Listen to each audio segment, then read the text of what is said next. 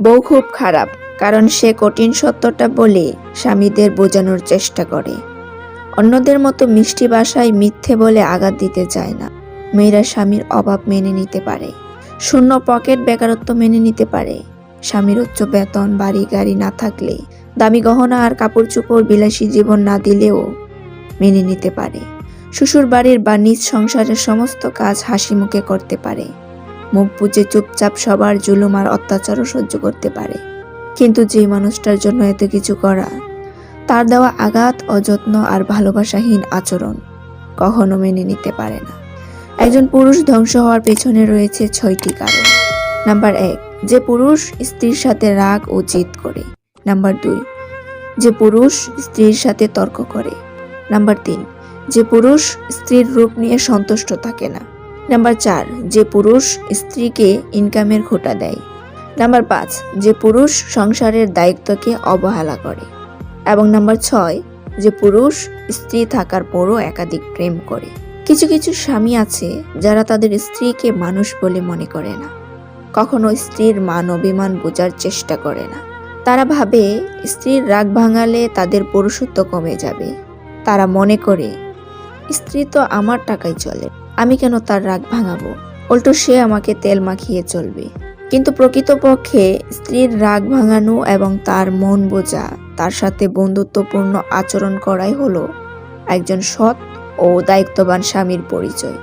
এই দুনিয়ায় আমরা কে কয়দিন বাঁচব? এই সংক্ষিপ্ত সময়ের সব অন্যায়ের একদিন বিচার হবে। তাই একজন সঠিক পুরুষের উচিত হবে নিজের পরিবার এবং আত্মীয় স্বজনদের সাথে ভালো ব্যবহার করা। প্রকৃত পুরুষ কখনো হারাম নারীদের মাঝে সুখ খুঁজবে না এবং তার ঘরের হালাল স্ত্রীকে নিয়েই সন্তুষ্ট থাকবে।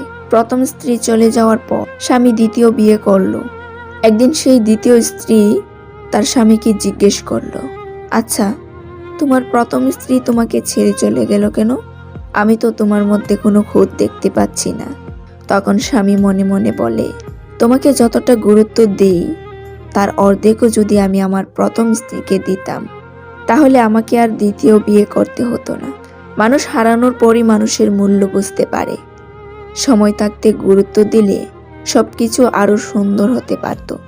সেই বেশি হাসে যে গোপনে অনেক কাঁদে। সেই নিজেকে বেশি হ্যাপি দেখায় যে নীরবে একা থাকে।